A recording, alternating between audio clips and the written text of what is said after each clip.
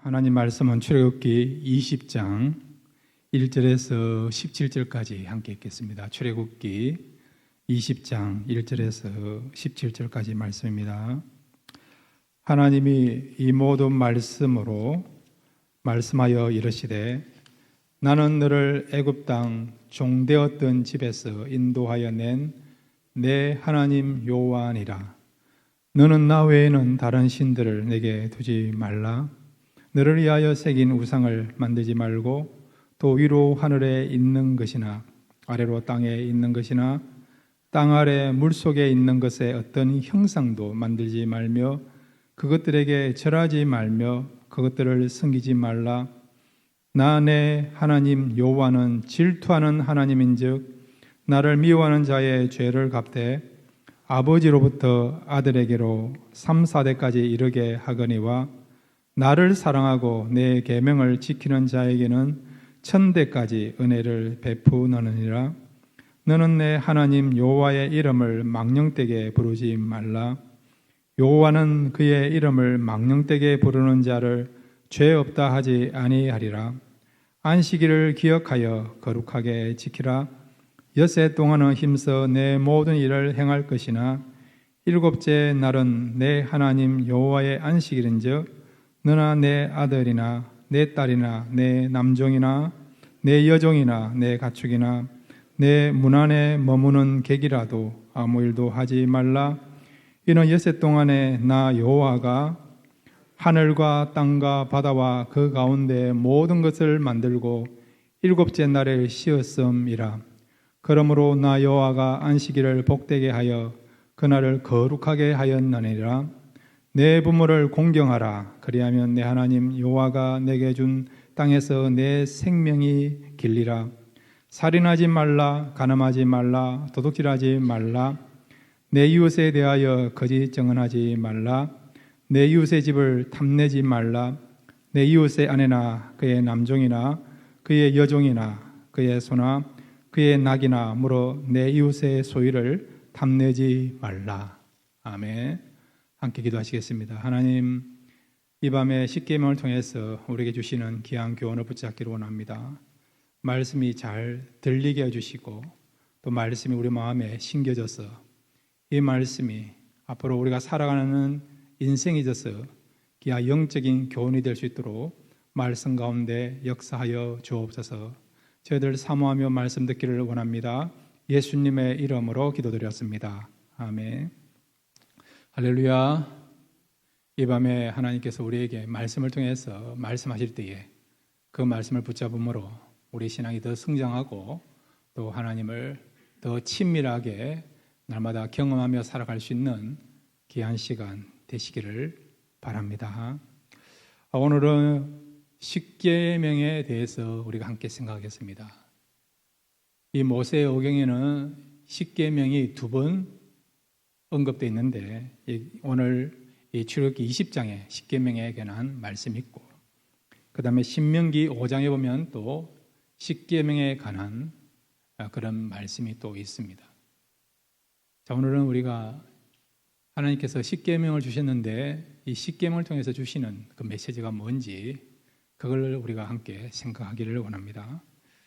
첫 번째로 한번 따라해 주시기 바랍니다. 십계명이 본론이다. 예. 서론도 중요하지만 본론이 중요하지 않습니까? 십계명이 뭐라고요? 본론이에요, 본론. 요즘은 한국에서 영화를 보더라도 그냥 프리뷰, 예고편만 나오는데 예고편 나오고 이제 메인 영화가 상영되지 않습니까? 그런데 옛날에 80년도만 하더라도 영화관에 가면 제일 먼저 나오는 장면이 뭐죠? 여러분 대한뉴스 기억나죠? 대한뉴스 그죠? 대한뉴스 기억나지 않습니까? 제일 먼저 나오는 게 대한뉴스예요. 여러분. 정치에 관한 거, 또 문화적인 거, 또 스포츠에 관한 그런 대한뉴스가 나오지 않습니까? 예. 그리고 또 예고편 나오고, 그리고 이제 그게 끝나고 나면 이제 본 영화가 나오지 않습니까? 미국에서도 우리가 영화관에 가면 대충 한 프리뷰가 한 3개 나오고 그 다음에 본 영화 나오지 않습니까? 근데 여러분 진짜 중요한 거는 그런 프리뷰가 아니고 뭡니까? 본 영화예요. 본 영화 여러분. 십계명이 그렇다는 거예요. 여러분. 자 여러분 우리가 출애굽기 말씀을 함께 수요일마다 생각하고 있고 함께 말씀을 나누고 있는데 오늘 20장까지 오기 전까지 이 출애굽기에서 많은 사건이 나타났죠. 그럼 여러분 출애굽기 하면 제일 생각나는 그런 내용이나 사건이 어떤 것이 있습니까? 어떤 사람은 애굽에서 출애굽하는 그 여정,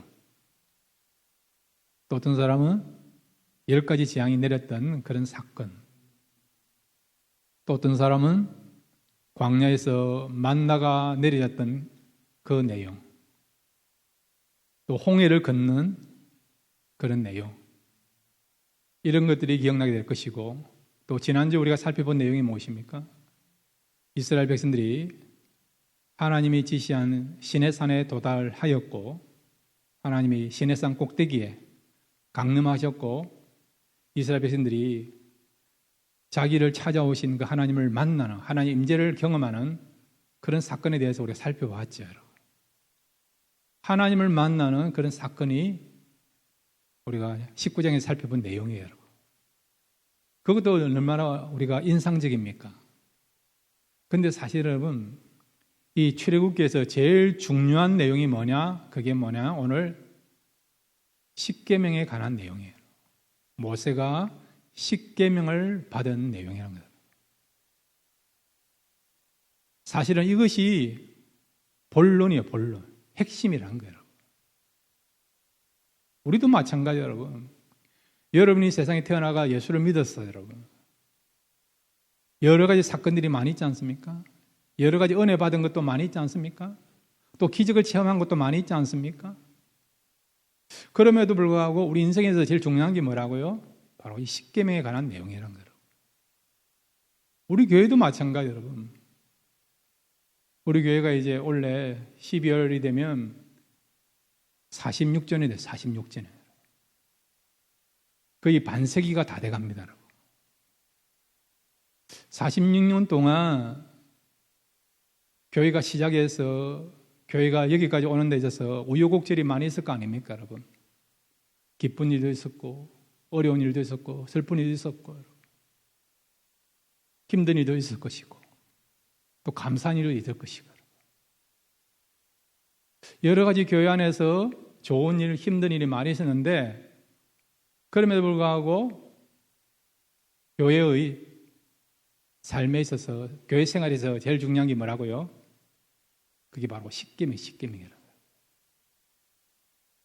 어떤 면에서는 그것을 위해서 교회가 존재하고 성도가 존재하고 또 우리가 살아가는 목적이라 할 수 있습니다. 자, 오늘 성경 여러분 출애굽기 20장 1절 2절을 같이 한번 읽겠습니다. 시작. 하나님이 이 모든 말씀으로 말씀하여 이르시되 나는 너를 애굽 땅 종되었던 집에서 인도하여 낸 내 하나님 여호와니라. 아멘. 하나님께서 말씀하시는데 무슨 말씀하시느냐? 하나님은 말씀을 통해서 말씀하지 않습니까? 말씀을 통해서 하나님께서 역사하시고 말씀을 통해서 우리에게 찾아오지 않습니까? 그런데 그 하나님이 지금 말씀하시는데 무엇을 말씀하시느냐? 바로 2절에 보면 나는 너를 애굽 땅 종되었던 집에서 인도하여 낸 내 하나님 여호와니라. 이게 무슨 말씀이죠? 무슨 내용이죠?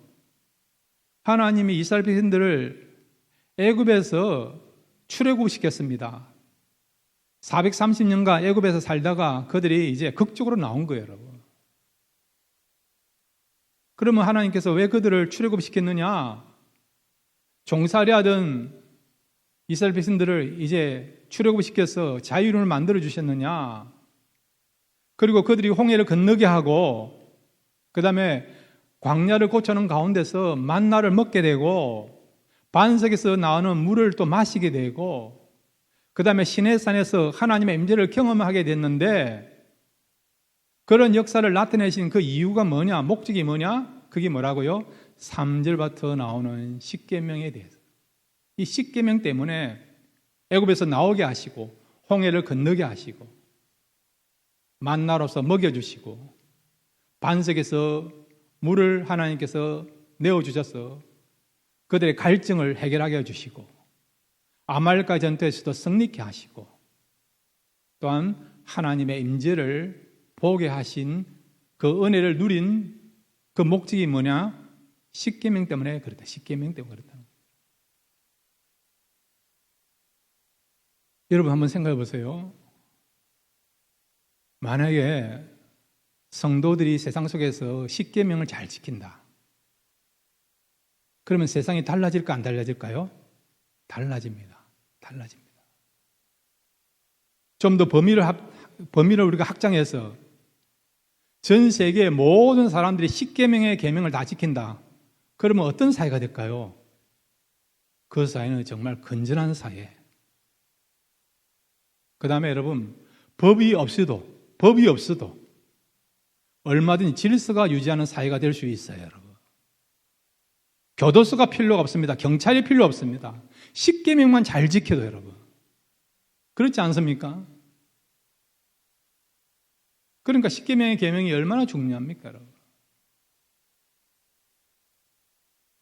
그런데 그렇게 우리가 지키지 못하니까 사실은 문제가 되는 거죠, 여러분. 그러면 십계명을 통해서 하나님 주시고자 하는 그 목적이 뭡니까? 십계명에 담겨 있는 그 핵심되는 정신이 무엇입니까? 오늘 그걸 우리가 살펴보자 원하는 거죠. 그것은 하나님께서 이 백성들이 성숙한 성도가 되기를 원한다는 것, 성숙한 성도가 되기를 원한다는 것입니다. 여러분들에게 묻습니다. 여러분들에게 자녀가 있지 않습니까? 우리 부모님들이 자녀들한테 요구하는 게 뭐예요, 여러분? 부자 되는 겁니까? 출세하는 겁니까? 잘 먹고 잘 사는 겁니까?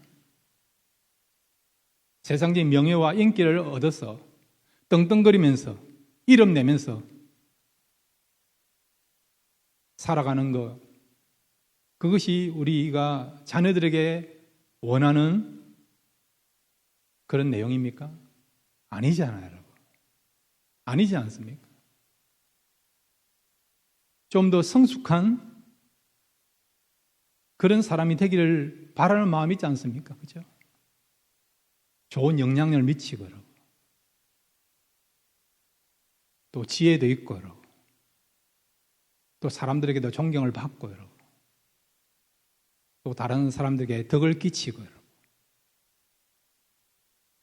그렇게 되려면 어떻게 됩니까? 우리가 미숙하면 그런 사람이 될 수 없죠. 성숙해야만이, 여러분. 성장해야만이 좋은 영향을 미치는 거예요. 좋은 영향력을.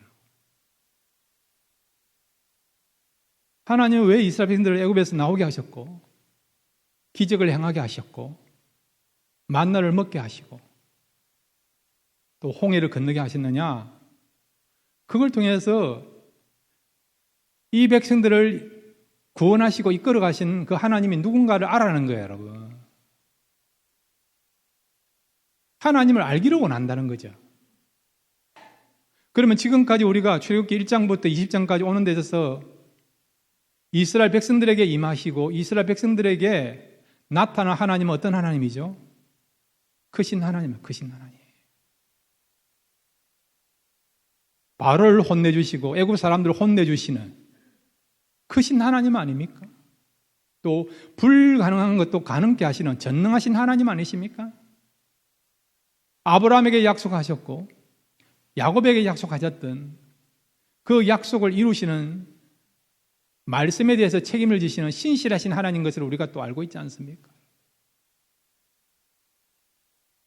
그러니까 하나님께서 지금까지 역사하셨던 그런 내용을 통해서 하나님이 살아계시고 그 하나님은 큰 하나님, 강한 하나님이고 또 말씀하신 것을 반드시 이루시는 언약의 하나님, 신실한 하나님이시다.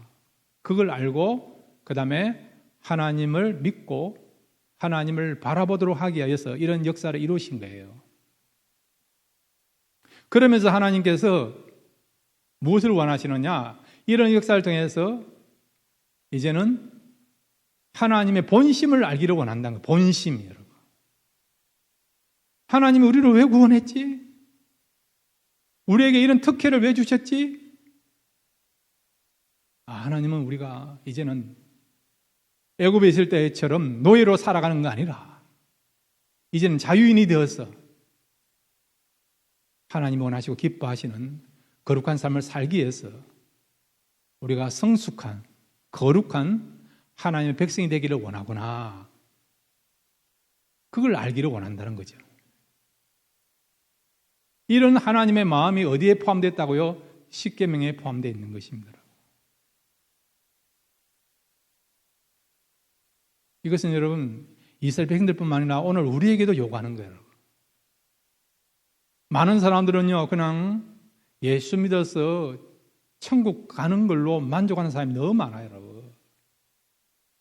그것은 여러분 하나님이 우리를 구원하기 위하여서 독생자를 주셨고 또 예수님을 믿음으로 우리가 구원을 받았는데 그 목적만을 위해서 독생자를 우리에게 주신 것과 우리가 예수 믿는 것이 아니라는 거예요. 1차적으로 우리가 예수님을 통해 구원을 받지만은 그것이 하나님이 갖고 있는 모든 구원에 대한 계획이 아니라 하나님은요 1차적으로 우리가 예수를 믿어서 구원받는 것뿐만 아니라 이제는 우리가 성숙한 성도가 되게 오고 거룩한 하나님의 백성이 되기를 원한다는 것입니다. 이것이 여러분 하나님께서 갖고 있는 본심이에요. 본심. 이것을 위해서 우리 믿음을 성장시키게 하시고 이것을 위해서 하나님께 역사를 행하시고 기적을 행하시고 또 도와주시고 구원의 은혜를 베풀어 주신다는 것입니다. 자, 여러분 디모데후서 우리 3장 16절 17절을 같이 읽을까요? 디모데후서 3장 16절 17절입니다. 시작. 모든 성경은 하나님의 감동으로 된 것으로 교훈과 책망과 바르게 함과 의로 교육하기에 유익하니 이는 하나님의 사람으로 온전하게 하며 모든 선한 일을 행할 능력을 갖추게 하려 함이라. 아멘.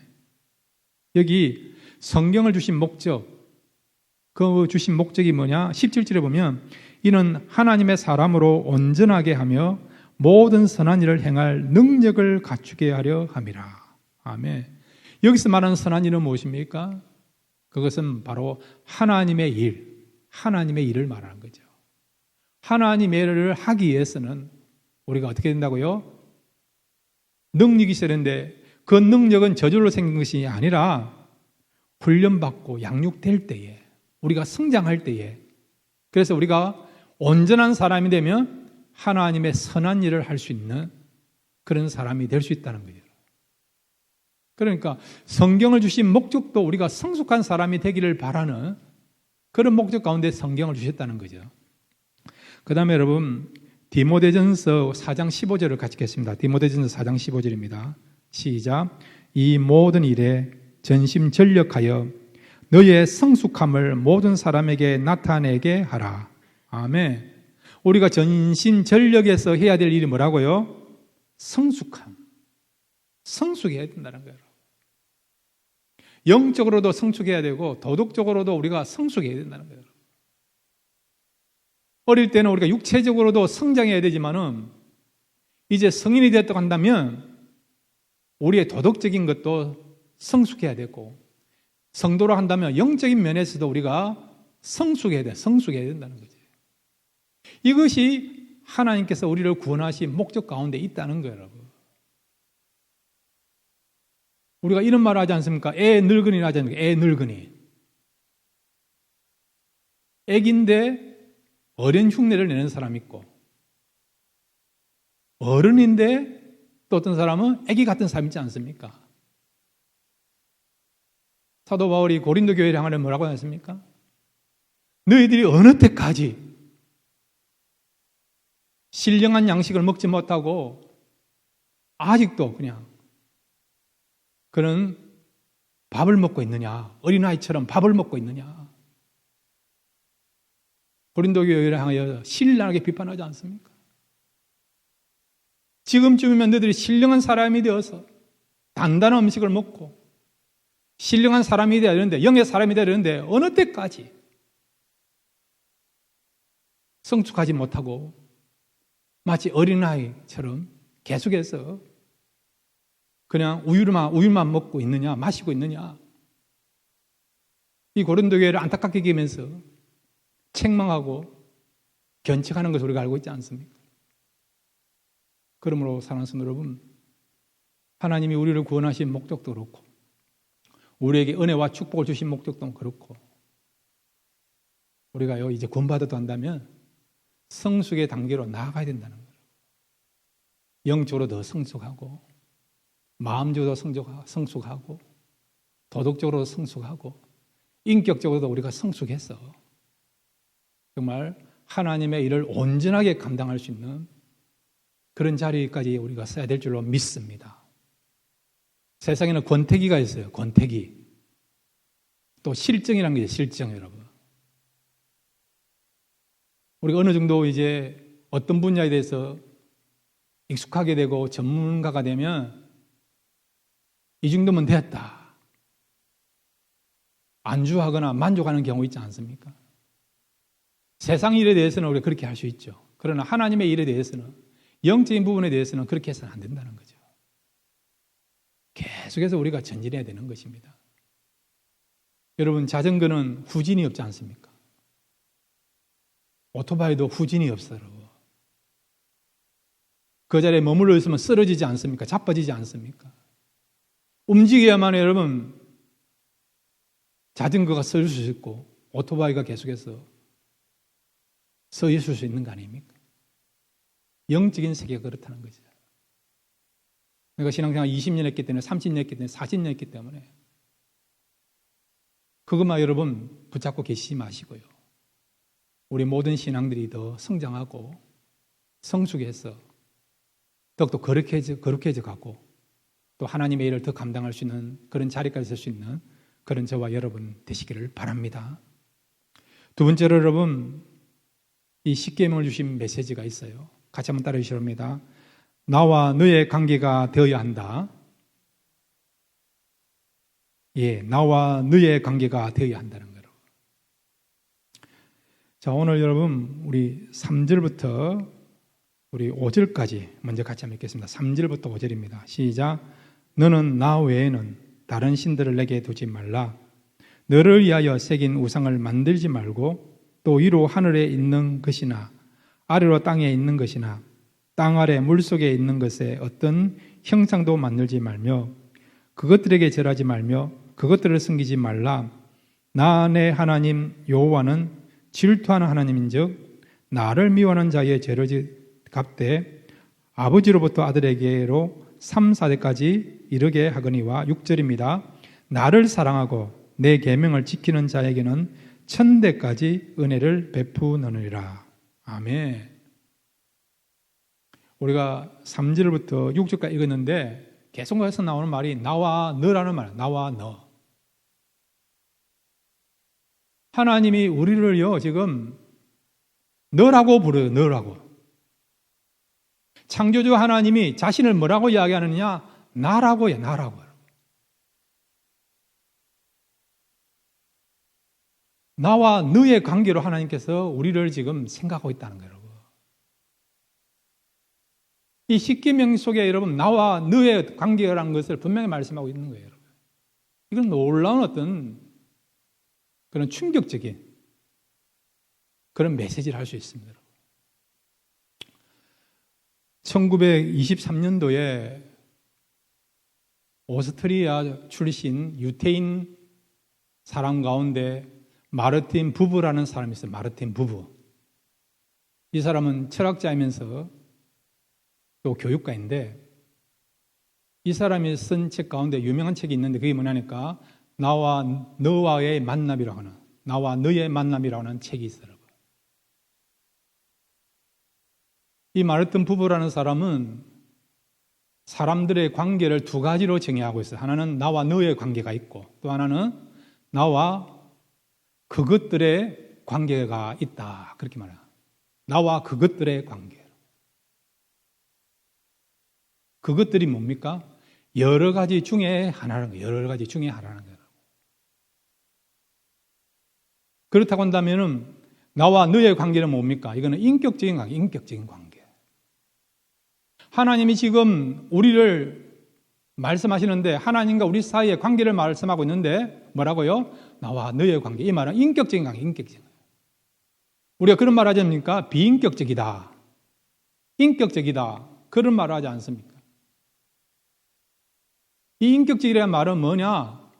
바로 대체 불가능한 관계를 말할 때에 나와 너라는 거야. 나와 너. 우리 같은 경우는 이 사람이 아니도 다른 사람이 대체하면 되겠다 그런 이야기를 하지 않습니까? 그런데 나와 너의 관계는 어떤 관계느냐? 대체 불가능한 관계예요. 절대적인 존재감을 갖고 있는 것이 뭐라고요? 나와 너의 관계라는 거예요. 나와 너의 관계는 여러분 다른 사람으로 대체가 안 되는 겁니다. 대체 불가능한 겁니다. 그만큼 그 사람과 친밀한 관계라는 거예요. 친밀한 관계라고. 뗄래야 뗄 수 없는 그런 관계라는 거죠. 또 인격적인 관계란 말은 뭐냐 여러분? 바로 두 사람 사이에 다른 것이 개입이 되어서는 안 된다는 거예요. 여러분. 서로를 향한 그 마음이 뭐냐? 사랑의 마음, 존경의 마음. 모든 것을 주어도 아깝지 않을 최고의 우선순위에 있는 그런 관계가 뭐라고요? 너와 나의 관계란 관계. 이거는 여러분 여러 개 중에 하나가 아니고 여러분 그 사람만이 나에게 진짜 기쁨이 되고 나는 너를 위해서 모든 것을 줄 수 있다. 나는 너를 가장 사랑한다. 그런 뜻을 담고 있는 것이 너와 나의 관계, 인격적인 관계를 할 수 있는 것이죠. 하나님은 이 십계명을 통해서 우리에게 말씀하고 있습니다. 너희들은 이제부터 애굽에서 종살이하던 종도 아니고 노예도 아니다. 너희들은 이제 인격적인 관계이다. 나와 너의 관계라는 거예요. 너희들은 정말 내가 사랑하는 그런 존재이다. 나에게서는 다른 것으로 대체할 수 없는 내가 가장 사랑하고 내가 가장 아끼는 그런 존재이다. 이런 마음을 우리에게 보여주고 있는 것이 뭐라고요? 십계명 속에 있는 거죠.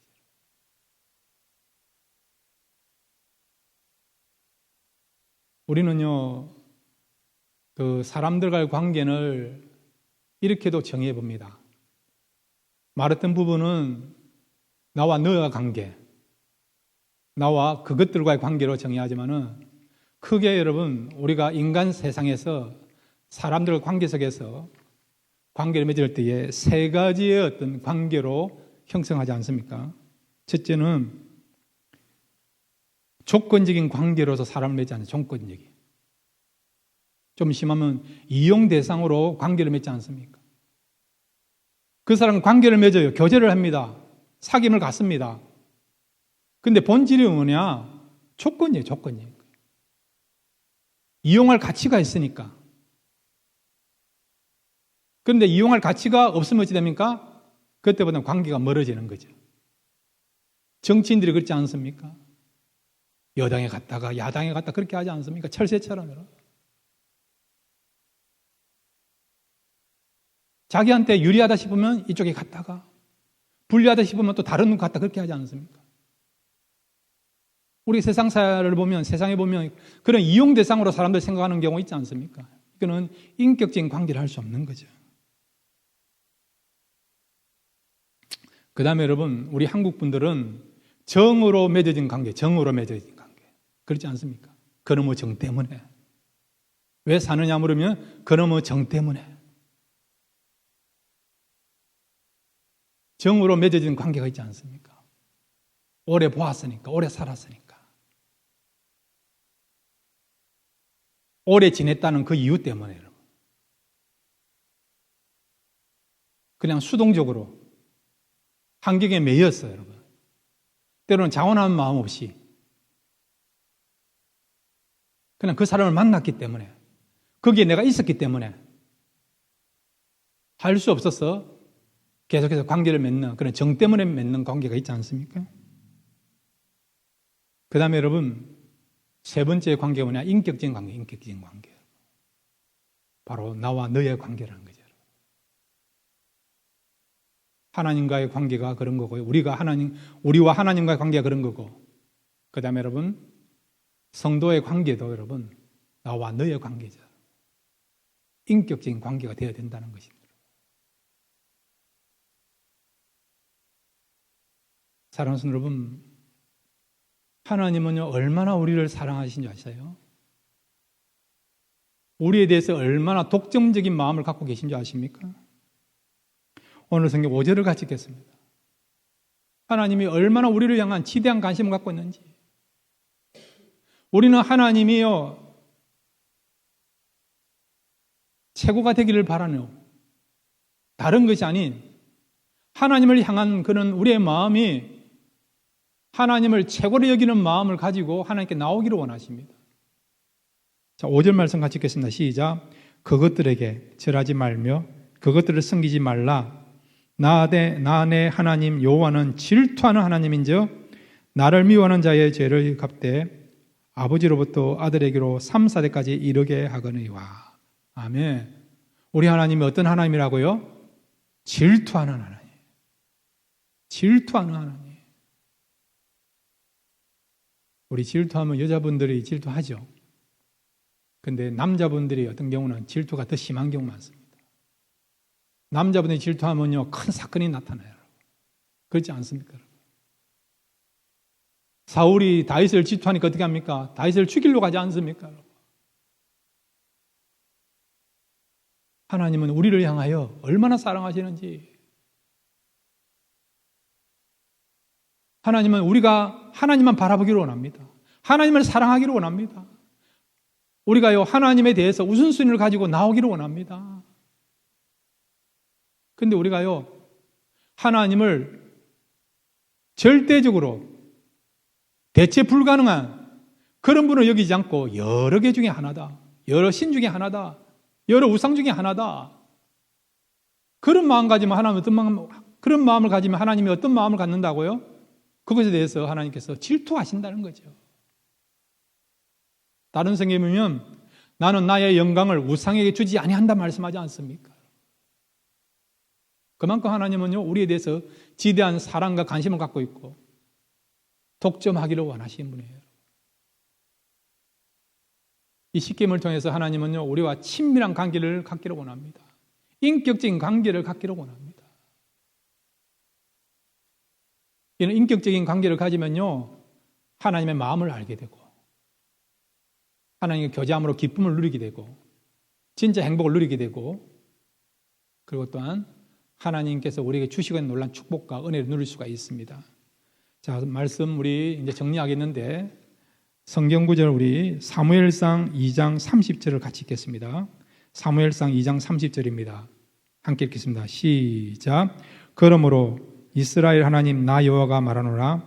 내가 전에 내 집과 내 조상의 집이 내 앞에 영원히 행하리라 하였으나 이제 나 여호와가 말하노니 결단코 그렇게 하지 아니하리라. 나를 존중히 여기는 자를 내가 존중히 여기고 나를 멸시하는 자를 내가 경멸하리라. 아멘. 하나님은 우리와 사귐을 갖기로 하고 가까이 지내기로 하지만 그럼에도 불구하고 우리가 하나님의 사랑을 받기 위해서는 우리가 하나님 존중히 여겨야 된다는 거예요. 하나님께 마음을 드려야 된다는 거죠. 하나님 우리의 삶의 우선순위가 돼야 된다는 거죠. 그러면 하나님께서는 그런 하나님의 사람들을, 성도들 어떻게 한다고요? 존중해요. 우리가 하나님을 무시하면요, 하나님도 우리를 무시한다는 거예요, 여러분. 이 말씀을 우리가 잘 귀담아 들어야 된다는 겁니다, 여러분. 신중하게 말씀을 들어야 된다는 겁니다. 그리고 요한복음 우리 14장 21절 말씀입니다. 함께 읽겠습니다. 시작. 나의 계명을 지키는 자라야 나를 사랑하는 자니 나를 사랑하는 자는 내 아버지께 사랑을 받을 것이요 나도 그를 사랑하여 그에게 나를 나타내리라. 아멘. 우리가 하나님의 계명을 지키면 그 사람이 하나님을 사랑하는 자요 주님을 사랑하는 자라 돼요. 그러면 하나님의 사랑, 주님의 사랑을 받는다는 것이죠. 하나님은 사랑의 하나님, 참 좋으신 하나님인데 불구하고 우리가요 하나님을 사랑하기 때문에 하나님의 계명을 지키면 그 계명을 지키는 자에게 하나님께서 우리를 사랑하셔서 은혜를 베푸시고 하나님의 영광과 하나님의 축복을 우리에게 허락해 주신다는 것입니다. 그러므로 사랑하는 여러분, 날마다 하나님의 계명을 지키시기 바라고 먼저 하나님을 사랑하셔서 하나님의 큰 은혜와 사랑을 받으면서 날마다 기쁨 충만한 삶을 살아가시는 그런 저와 여러분 되시기를 주님의 이름으로 축원드립니다.